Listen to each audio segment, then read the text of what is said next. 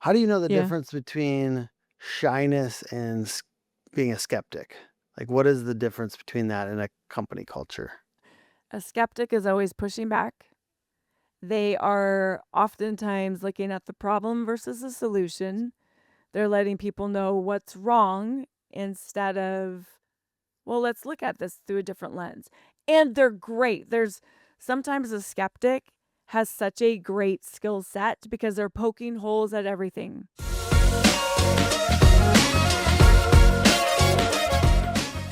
Well, we're talking with Mary Beldon-McGrath from Bold and Driven Leadership about, are your people disengaged? You know, this is a common stat that's cited that there's a pretty high percentage of the average American workforce that's actively disengaged, and it can be terrible for your culture. And so Mary and Bold, her training solves that, helps you get away from that by getting your people more engaged. But Mary, can you just give us a couple minutes, kind of like backstory and like how you got into Bold and like what Bold is, if you can in a couple minutes. In 2 minutes? Okay. Yes, 2 Timer minutes. on, timer on, timer on. Yeah. So years ago, I was actually one of those disengaged, not even knowing what life was about. I got invited to a leadership program, which radically changed my life. And I ended up working for the company. Fast forward, they got a new president who called me in and said, you and Eric, who is my husband, you need to do something with your life, whether it's with us, whether you start your own company, go for it. And to this day, I still think about Jason Lindstrom, who takes your top trainer, your top salesperson, and says, you can start your own company or you can come alongside of us. Let's do a blend or whatever it looks like. And so that was the beginning. I had worked with that company, gone through their trainers university. And it was people in the HVAC industry that once we started Driven said, you guys need to have your own class, whether, it's just your way. And Bold came to fruition. It was one of those things I fought forever. But it was like, God was knocking at my door going, no, you need to get this going. And I mean, I could go on and on and on, but Yeah. that's the very short version Yeah. And of when we say yes to something, doors open. And when we say no to something, we sit there and we wonder why nothing's happening. And so I said yes, and I was like, holy shit.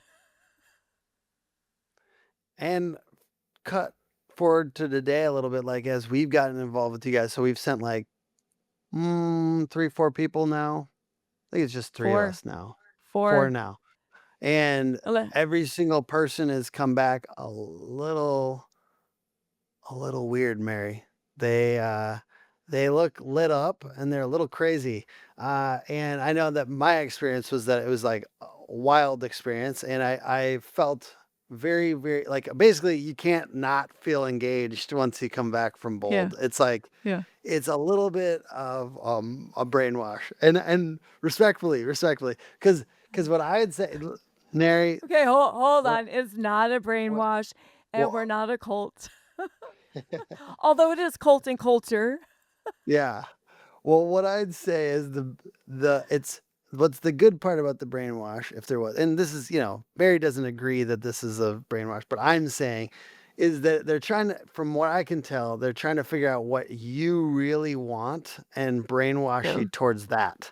So I think that's kind of the difference in a lot of these, and like, You can this is just just my scare take. This is people my, off. You will okay, scare people well, off. okay. I'm just saying that in my experience that's good. I was trying to I've been using ChatGPT to try to train myself, like it's my like life coach and my Oh. what do you call it? My therapist. And I know what Well, you're you have to thinking. do Oh, that. you have to Yeah. you have to do Claude. Yeah. Oh, Claude it's is better. better. Oh Okay. yeah, for a life coach. Okay. Yeah, I'm just saying. All Yeah. right, let's take a look at that. But I'm like, I want you to act like you're like a CIA operative, study my psychology and brainwash me towards the things that I actually want to accomplish. Because this is the thing, is regular everyday training and life and just being a leader, like we need help. We need help to kind of like get us into the next level. And most people are stuck in their patterns, very, very stuck. So I was saying that to just grab people's attention. But what I think is that bold is like, it's kind of like a total pattern interrupt to your everyday life. And then you're more susceptible to actually like getting on board because you're like a little disturbed and you're a little like it feels intense.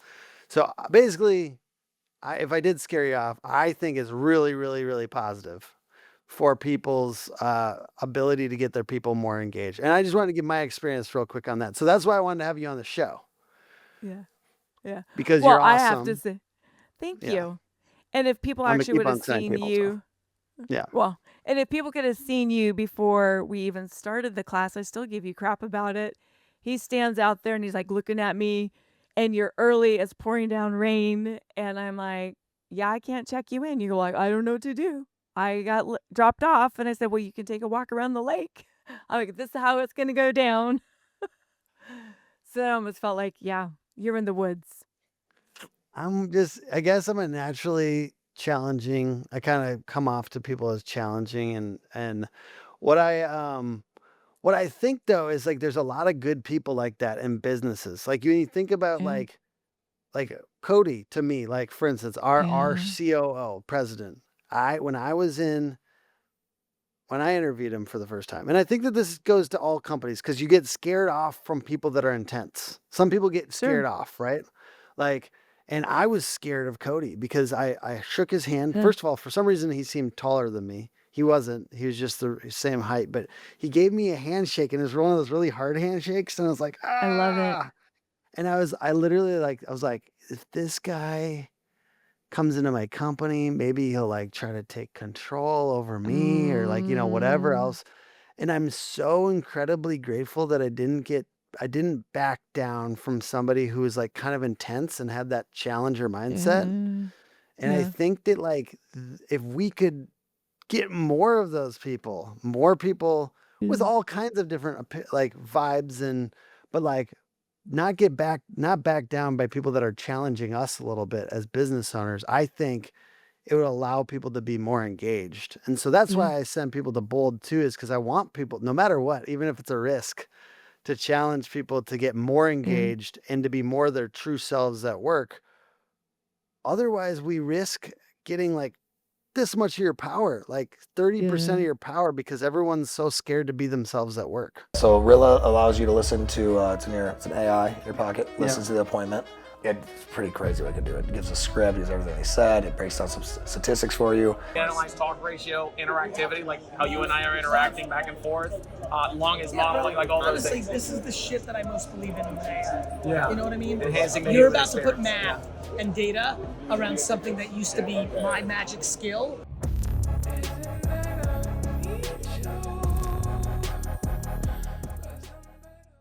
You know, you said something that I see across the board with, I don't want to say it's unconfident leaders, but in a way they are, is that when you have owners of a company or in a high leadership role, if they are challenged or if they shrink from challenges, it's because underneath they're insecure. Underneath, oftentimes it's the imposter syndrome. Well, if I hire someone that's stronger than me, well, what's the team going to think?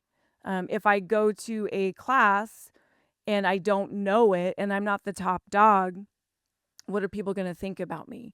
And so a lot of times people shy away from actually pushing to get super comfortable with being uncomfortable.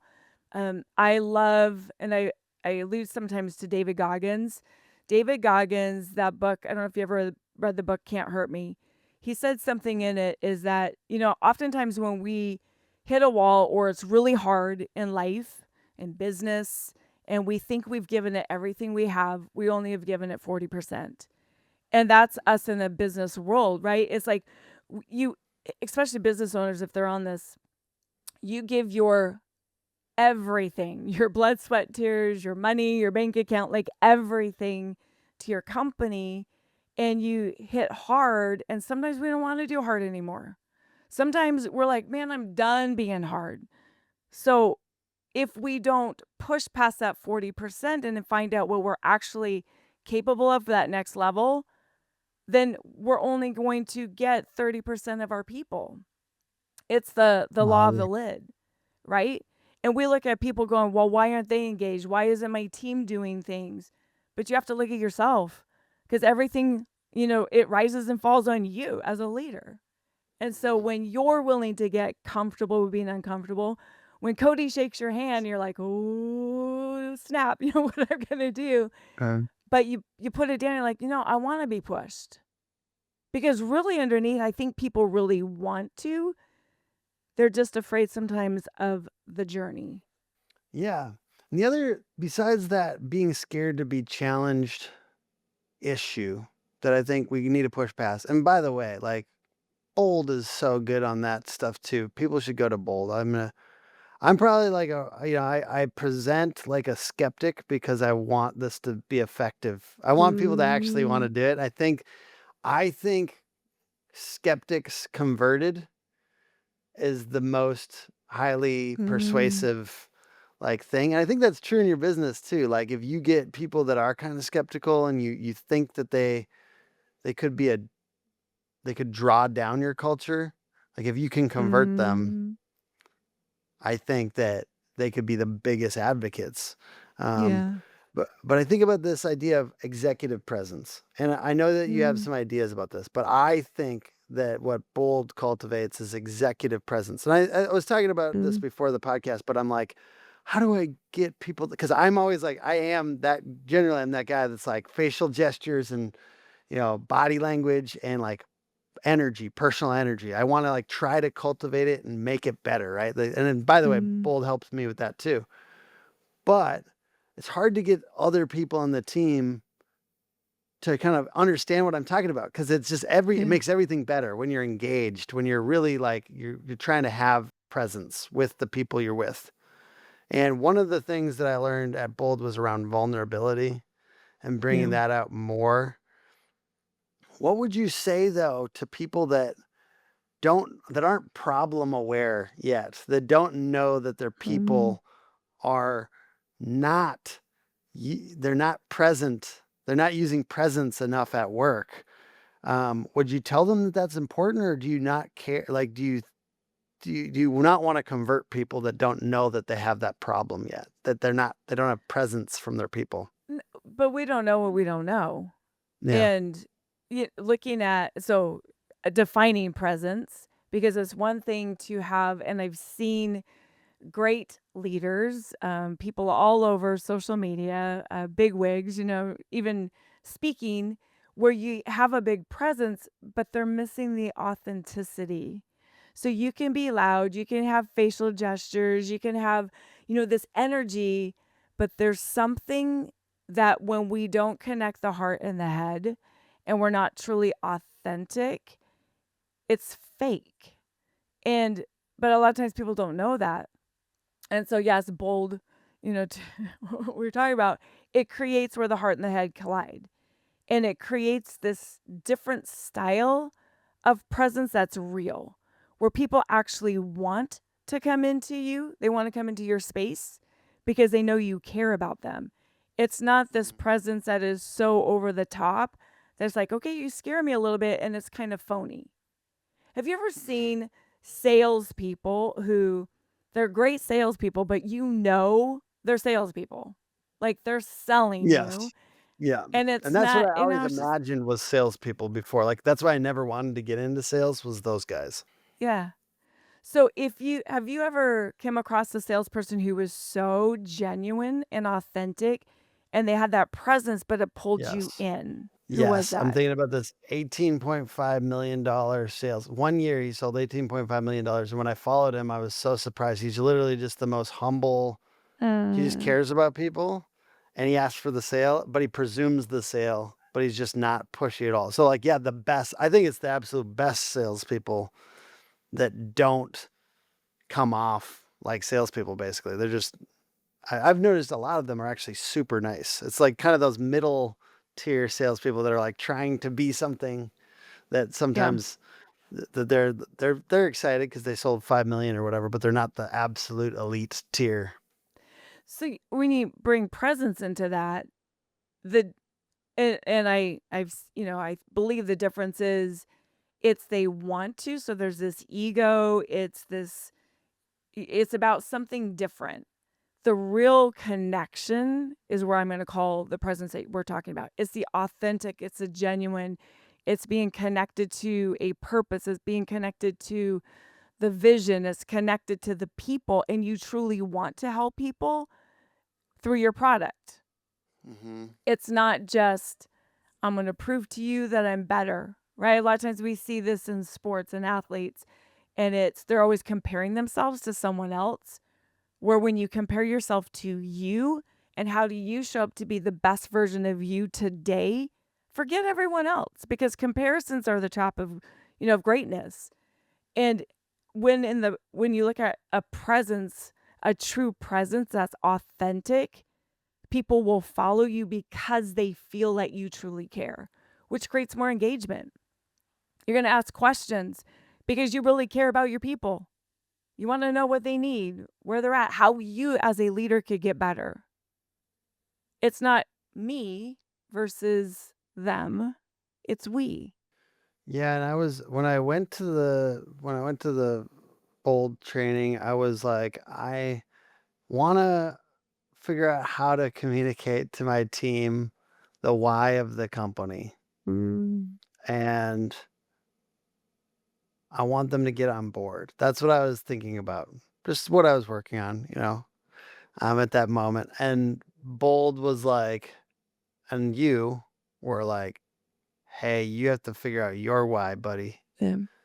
And it was just very personal. I was talking to you about this beforehand too. Of like, it was more about, for me right now, it's really my daughter, and Yeah. being a better father, and like really living life in such a way that like she will love me throughout her life and later in her life, and that she will have Yeah. great memories, and that she will experience life in its fullness and feel inspired and creative and all those things. That's what I actually care about. That's what I care about the most right now. Like the company is second to that, if I'm honest, right now, like in my life. Like that's not the real main reason. So I think I had to fully appreciate that more, and I'm trying to basically admit that to myself and make that more central in my life. I think that that's like been interestingly allowing me to be a better leader. So I had to connect more fully with my why as an individual. I think that that's probably a fairly common thing for people, but I think for me, that experience of really connecting with my why then allowed me to like try to help them connect individually with their whys as people. And it's okay if it's not business. You know what I mean? I think ultimately if people know their why and why they're doing what they're doing, and like, is it their family? Is it their like real, like, what are they trying to do? What is life about for them? Then they'll bring that energy to work. Yeah. So it's like, there's not as much separation, as I think sometimes we get into our head. And I always just say it's 40 hours of your week at work. Yeah. If you're not bringing more of yourself to work, you're squandering life. You know what I mean? That's what I really feel. I feel like people should bring their full selves to work, because otherwise you're wasting 40 hours of your life, and you're not like, and how do you do one thing is how you do everything. So if you're bringing half yourself to work, you're probably bringing half yourself to home, and vice versa, Yeah. Well, and so the Simon Sinek, people don't buy what you do, they buy why you do it. And the why is usually the fuzziest place in people because they don't go that deep. We like our comfort zones, we've been hurt. Society is protect, look out for number one. And I love what you said is it actually made you be a better father. And so many times, whether it's business owners, leaders within organizations, they get so driven to perform that they forget what really matters, because their performance is based on how much revenue they brought in, what their sales look like, who's on their team. But when you get back to the core of what really matters, then everything, that's your foundation. The foundation, your value system, when you're connected personally to your why, you will align yourself with other people who align with that why, which I told you this earlier, Hook Agency, there's something magical about your culture.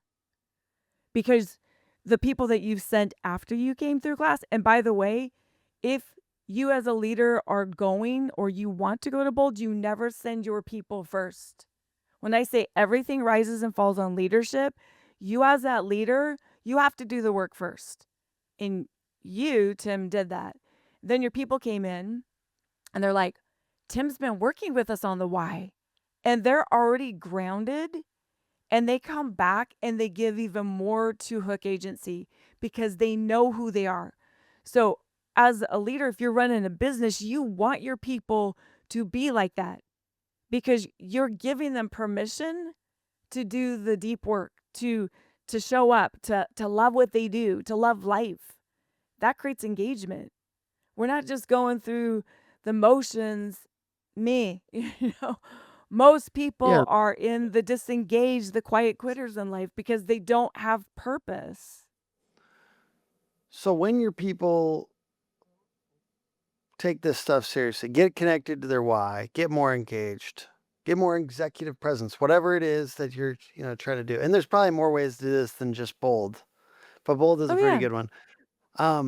But what are we really after? Like, what do we want for our people? What is the ideal state, let's say, for our team, our executive team, ourselves as business owners with this being engaged? What does that allow?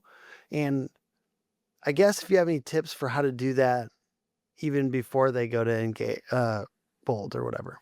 Still a lot of money chasing these transactions. There's still really good outcomes out there for sellers. It's good to have someone like us in your corner because we're not emotional, but guess what? When you're selling your business, it becomes emotional, and so it's really good to have an intermediary, there every step of the way. www.sfpadvisors.com. All the contact information is directly on the website. So engaged cultures create more trust, more creativity, which produces more profit.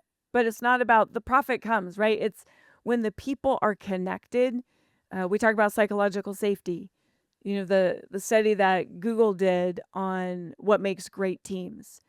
And the psychological safety piece is that we can agree to disagree, right? We can have differences of opinions, different ideas, yet we don't make people wrong. And people want, and I talk about this in Bold, and I'm such a firm believer, we have 3 core needs. We need to be seen, we need to be heard, and we need to know that we have value. Your people want to be seen, they want to be heard, they want to know they have value. So whether you go to Bold or not, if you are growing as a leader and figuring out what can you do to be a better leader, how do you communicate? How do you listen? Communication isn't just talking. It's learning to ask great questions. It's learning to get curious. It's having empathy. It's sitting down when you see someone is not on their A game and they're a little checked out. They might be doing their work, but man, they don't have vibe. They don't have the energy. Take them out to lunch. Do a one-on-one. Hey, what's going on? I noticed that your energy seems a little different. Is there anything I can do to support you? There's a book out by a guy by the name of Ferdinand Fordnese. He wrote it years ago. And he was saying why people don't do, or why employees don't do what they're supposed to do and what to do about it. And it's, they don't know what to do. They don't know how to do it. They think they're doing it. People want to know the why. So if you're wanting to create an engaged culture and you want creativity, you want more excitement, give people the whys. When you're making changes, prepare them ahead of time. Let them know why, because they want to know why it matters. Absolutely. You were talking to me beforehand too about people waiting to be told what to do. And no matter what, even if you put people in certain titles, at a certain point, you I found for me, I still have to like push them to own the thing, right? I give them the result. I give them the result I want. Yeah. I give them the why, and then I try to get out of the way and let them figure out the how. The old who not how thing, right? Mm-hmm. And still right now, as I'm setting people into place, I am almost role playing with them. This is what it was. Talk to me about as if you owned this number, like big numbers in the business, by the way, like profit and stuff like that, right? Yeah. Role play with me, or the close rate, or whatever. Like, you own this number. I want you to role play. So I'm just sitting there role playing this idea of like, pretend like you own it until you really own it. You know what I mean? And I think that Yeah. that's what I'm struggling with. So I'm curious, any thoughts on that? Like, it's like big numbers when you're passing out these things. How can you make it not just a title, but them to actually feel like I own this big thing? Any ideas for that? Do you ever have them like visualize or teach them to visualize? So role playing's one thing. But to do an exercise, I've done this before. I actually did it as a salesperson. And then we Yeah. also have done it with people where you take like a big whiteboard or flip chart paper and they have to just draw. Like draw what that looks like. Why? Because it's not just the number. What does that number provide? When I remember when I was in a company and I was one of their top salespeople and they wanted us to do numbers, but we had to own it, right? If somebody else is telling us this is a number we have to hit, we don't own that. But if we say, this is what I'm going to do, and they own it, there's more action that they take. So visualize it. What does it mean? Why? I put a check down. I put it right in front of me every day. We look at it. But for me, money that wasn't my driver. It was people. And I was selling leadership training, how I got into this. And I would put the lives that people, like how many lives it took to get to that number. Because I knew that if I could help people, and it's tapping into their value, what drives them, when they know what drives them, and it's bigger than money. So what does that provide? If you're a dad or a mom, what do you want to provide for your kids? Why does this matter? Because at the end of the day, everything they're doing has to connect to a different purpose.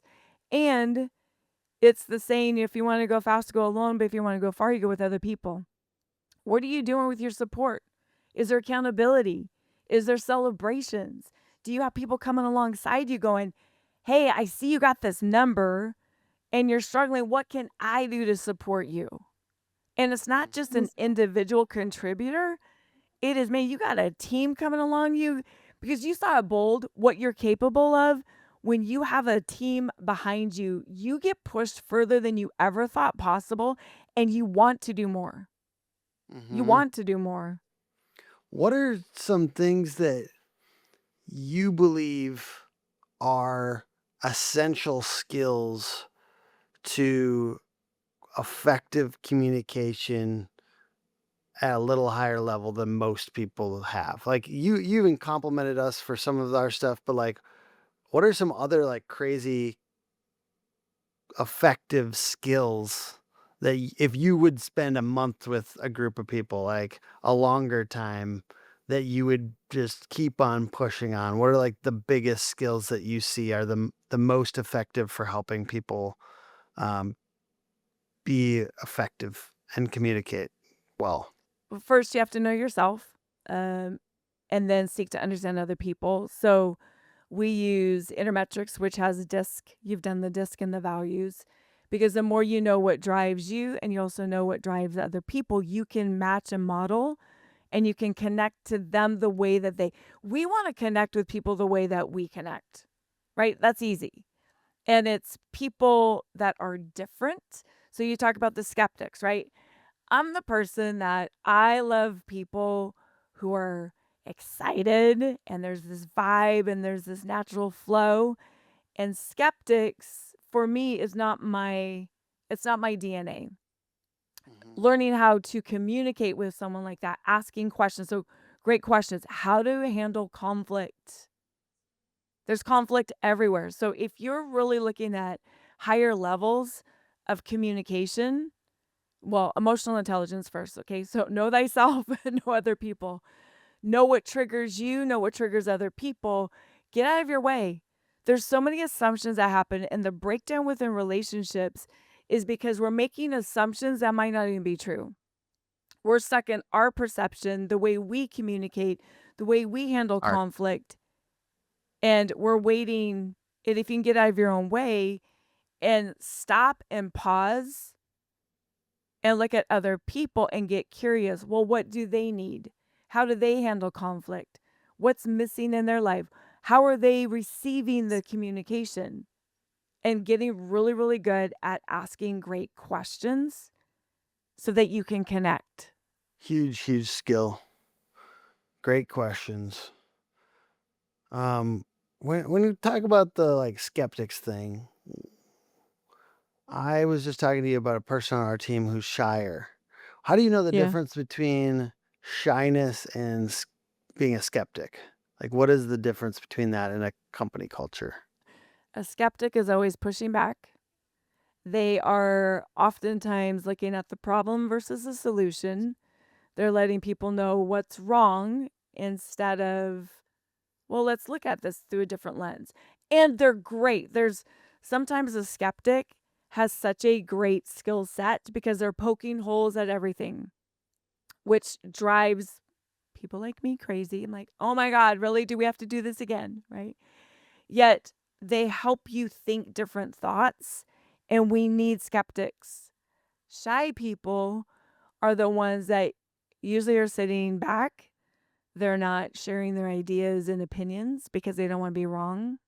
They are the yes people. They're the ones that accommodate. And even though they might disagree, it could be a little bit of a passive aggressive disagree in a nicer way. They just don't want to rock the boat. And they just lack confidence in their own ability and their mindset. I would almost rather have a skeptic, I think, than than somebody that was like totally laid back and not. You know what I mean? I'd rather be pushed. That's just my style. I just like Right. prefer if somebody's like mess with me, but let's not like lay Take you down. overboard. Yeah. Right. Yeah. Yeah. I'd Yeah, you rather were fun in joust class. on the edge of the boat, you know what I mean, or whatever fence on the end of the Yeah. edge of the boat than Yeah. I'll lie down and get seasick, I guess. So I came up with a quote. I think That's a great analogy. I came up with a quote that I've felt embarrassed to share before now, but I feel like doing it. Do you really believe that a rising tide lifts all boats? Huh. Or are you just flooding the market so that your dinghy looks bigger? Oh, It's too spicy. I can't put I it on the love internet, it. but it's got layers, you know what I mean? You think it might be It a deep does. quote and then it goes in a different direction. And it's kind of true, like It's so true. totally unrelated to this topic, but some people kind of act like they believe that a rising tide lifts all boats, but they're kind of like posturing in that, you know? But no, it's exactly what you were talking about, presence earlier. It is the right presence and then the ego-driven presence. And the Mm. ego-driven presence comes from a place of fear. So they want to flood it so that their dinghy looks bigger. I love Yeah. it. So Right? I like ending on that because it's like we're talking about the right presence versus like ego-driven presence. Why does that really matter? Do you know what I mean? Like, cause like, and I want you to say how you really feel. I'm sure mine sometimes Sure. is ego-driven presence, but I want to be more like authentic and vulnerable. So so I'm not going to name names. I have two specific people I worked under. One had a huge presence and very ego driven. And he did not bring people along with him.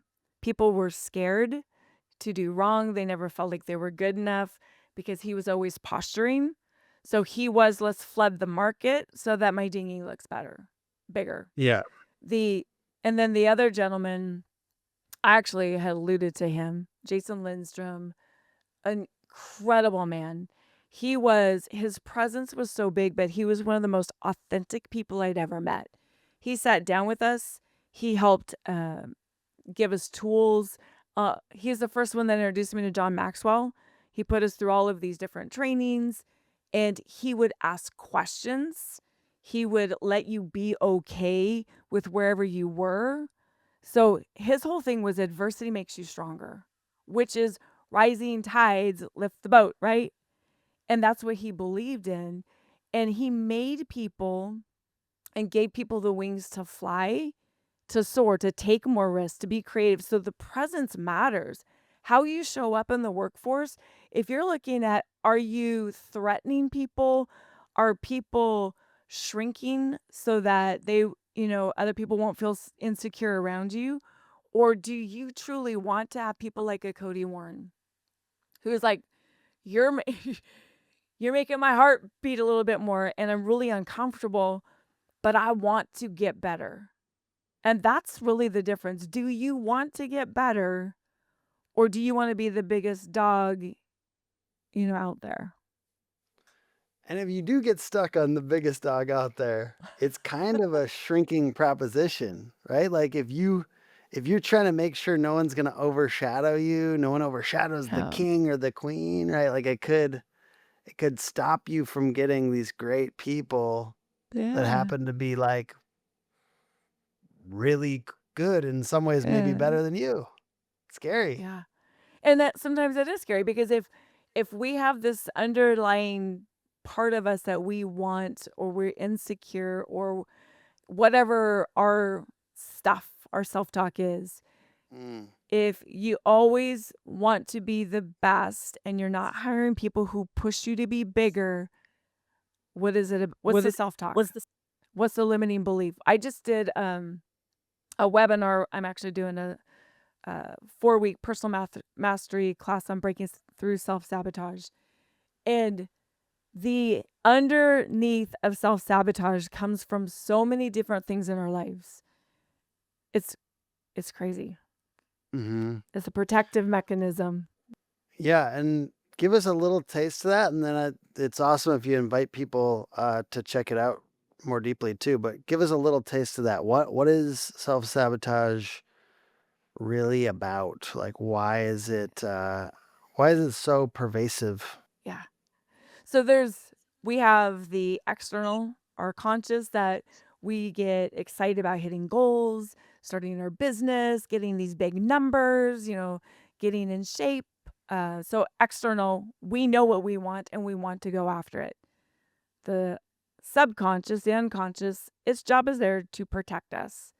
So it looks at the things that it deems as reward or threat. And when we go after those big things, and if we get uncomfortable and it's hard, the internal job looks at it, the fear as a threat, and it doesn't realize the difference between a thought and what's really happening.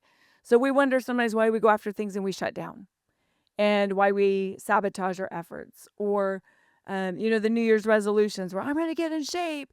And then you eat that chocolate cake, or you have the glass of wine and you're like, and then all of a sudden you just give up on yourself. The unconscious it's actually, we're hardwired to self-sabotage because it's our way to protect our thoughts, our emotions. There's so much happening. When you can override it, when you can understand where some of those behaviors come from, why we do it, what our triggers are, the emotional response underneath, and figure out how to disrupt the patterns to create healthy habits, not ignoring it, saying it's okay, and then creating a blueprint for success. As I've been doing this research, I started paying attention. First and foremost, I gave myself grace to go, I'm okay.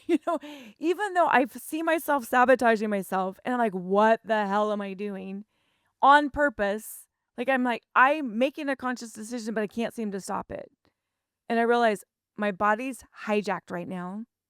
I'm so stressed out. I'm overwhelmed. I'm not taking care of me. And as soon as I said, I'm okay. So what can I do? I started taking little breaks during the day, which gave me more energy, which has created a complete different mindset and a shift throughout the day. I've been working out again almost every single day where I couldn't even get on my Peloton or in front of the mirror. So when you recognize what those limiting beliefs or those triggers or why you're stopping yourself and you have a blueprint to work past it, it's life-changing. Well, where could somebody go and check out the training that you're doing on that? drivenleadership.com. Awesome. And if they wanted to get involved with the bold training that we've been discussing, is that the same spot? Yes. So drivenleadership.com, and then you go into our trainings or products and you do the scroll down. It gives you ideas of other things that we offer.